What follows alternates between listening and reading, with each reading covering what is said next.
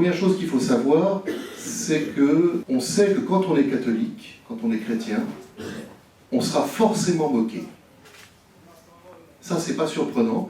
Quand vous prenez l'Évangile, eh ben, Jésus nous a prévenus.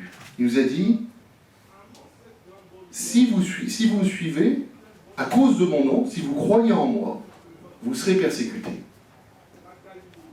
Il nous a dit, voilà, le serviteur n'est pas au-dessus du maître. S'ils m'ont persécuté, moi qui suis le maître, dit Jésus, mais ils vous persécuteront aussi. Voilà, il dit même que, à cause de lui, ben, les gens seront divisés, 2 contre 3, 3 contre 2. C'est, dans tout l'évangile, vous pouvez le relire, c'est plein de fois il nous en parle. Pourquoi est-ce que c'est comme ça? Ben ça, c'est un vrai mystère. Mais le premier qui a souffert de ne pas être compris et d'être moqué parce qu'il était lui, c'est Jésus.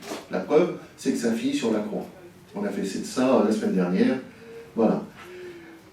Jésus, il vient. Jésus, c'est Dieu. Hein. Il vient pour nous sauver. C'est marqué dans le premier chapitre de l'évangile de Jean. Il vient chez nous. Il vient chez nous qu'il aime, qu'il a créé.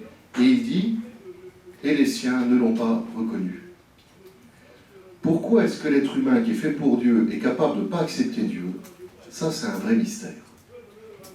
Et pourtant, c'est ce qui se passe. Alors on le fait nous, chaque fois qu'on ne veut pas suivre Dieu, et puis des fois, parce qu'on est chrétien, eh bien les autres ne nous acceptent pas non plus. Donc la première chose que je veux vous dire, c'est qu'il ne faut pas être surpris de ça. Et il ne faut pas en avoir peur.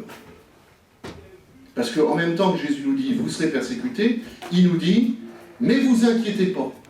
Moi, je vous donnerai une force, je vous donnerai mon Esprit Saint. Ça va être reçu à la Pentecôte. Je vous donnerai une sagesse contre laquelle personne ne pourra rien. Et alors, ce qui est intéressant, c'est que non seulement Jésus nous dit qu'on sera persécuté, mais il nous dit qu'est-ce qu'il faut faire. Alors, la première chose qu'il nous dit, c'est qu'il faut prier et aimer ceux qui nous persécutent. Il faut prier et aimer nos ennemis. Alors, comment on fait pour être capable de lui répondre?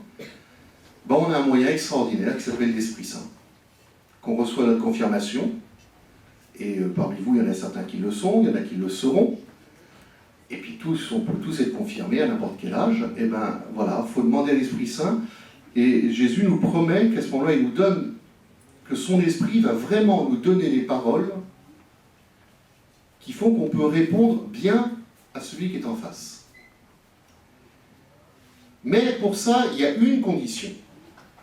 C'est qu'il faut le faire pas pour paraître le plus fort et écraser la figure de l'autre.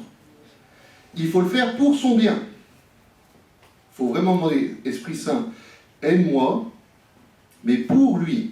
Si c'est là simplement pour dire, c'est moi le plus fort, et tac, bon, bien fait pour toi, l'Esprit Saint, il vient pas.